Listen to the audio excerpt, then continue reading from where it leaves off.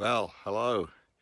If you look between the two tall trees behind me, you may still be able to catch a look at the moon that was full this morning.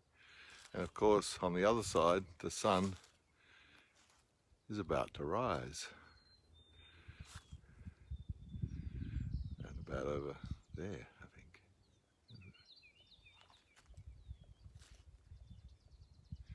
So, another beautiful day here.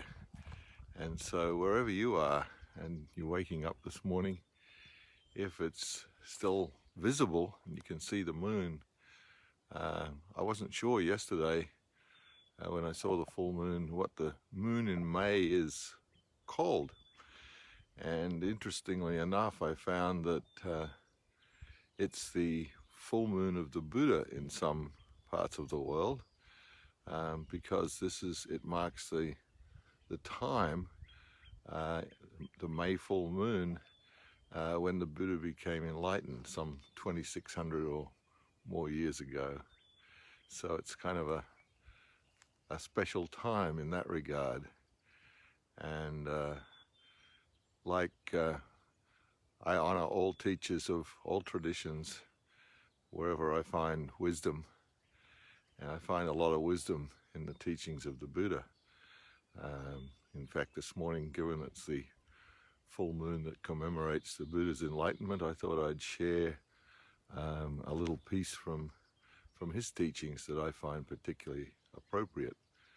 And I'll quote as best I can one of the suttas that says, "Just as a rock cannot be moved by the wind, so can the wise one not be moved by either praise or blame." Interesting. Just as a rock cannot be moved by the wind, so too the wise one cannot be moved by praise or blame. And he's talking there, I think, about a state that we call equanimity. And it's one of the things that's often mistaken in our Western world, because we think being in a state of equanimity or not being moved by praise or blame, we interpret that as you don't give a shit. And that's not it. That's missing the mark. In fact, you can be not moved by praise or blame and be in that state of equanimity, and at the same time be incredibly compassionate for whoever it is that may be shaming, blaming, or praising. Let me tell you how that works.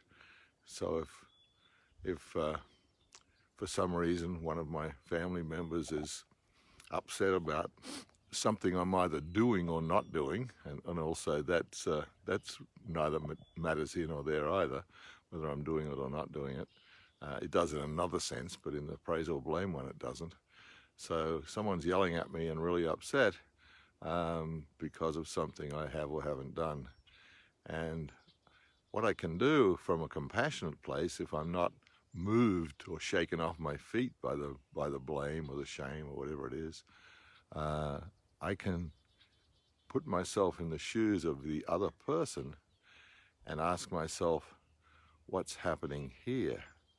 And if I'm really paying attention, I may be able to discern that this person's really suffering.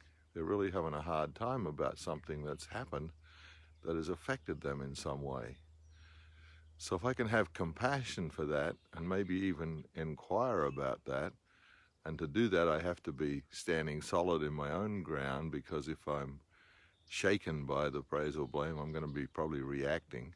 So I can come from a more compassionate place and inquire and perhaps find a way to act on that compassion and support or help the other person with whatever the suffering is that they're experiencing at that time.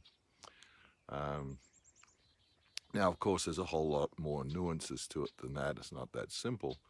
But if you take that as kind of like a general way of seeing things, and taking that quote, "not moved by praise or blame," if you take that deep enough, that's really what it means. It certainly doesn't mean being in a state of equanimity, certainly doesn't mean that you're don't give a shit. It means you care a lot if you can find that place of compassion. That was one of the main teachings of the Buddha too, was all about compassion. So as I walked this morning, it was still dark, and when I started out, the full moon was right there in front of me. And I'd remembered reading yesterday that it was the full moon in May, the moon of the Buddha. So I thought, well, maybe if I bathe in this light long enough, I might become enlightened. But I'm not so lucky. But it was beautiful to commemorate that, because I think his enlightenment really supported and helped the world a lot. Which draws me to my final thing I want to just share with you today. I read a lot of passages from different books and places from Buddhism, yoga, Christianity. I'm a great fan of Richard Rohr, who writes a daily bulletin. A lot of wisdom in Richard, a Christian mystic, I guess you'd call him, and many others. And so part of what I read in a book recently called the 5 a.m. Club, and as I get up to walk now at 5 a.m., inspired by my wife, who also walks, but we go in often opposite ways. So to get up at 5 a.m. and begin this walking routine, and it's kind of like he recommends 3 things that you do in your day. You move, first of all, move. Second of all, contemplate or meditate. So I meditate and do some yoga. That's my stiller practice, although sometimes that fits in with moving too. And then the third one is basically reflect and open to inspiring ideas. And so that's where I do my reading or listening to a podcast or looking through different quotes. I'm a great fan of Byron Katie and her quotes, many others that I pick up from here and there. And so I may read some quotes or something like that, or I may listen to a podcast, an inspiring podcast.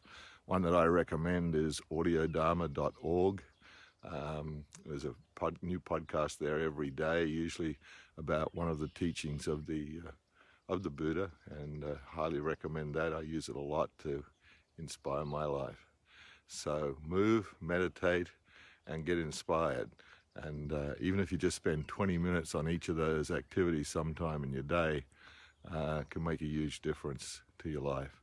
Well, as I've been talking, the sun has risen, and I move on to engage this beautiful day. And wherever you are in the world, I think I might have lost a lot of my crowd, because I'm going much earlier now, usually a couple of hours earlier than usual. So I will repost this video later in a different format, and hopefully the folks who missed it at 5 a.m. or 5, it's actually almost 6 a.m. now here in the East Coast time.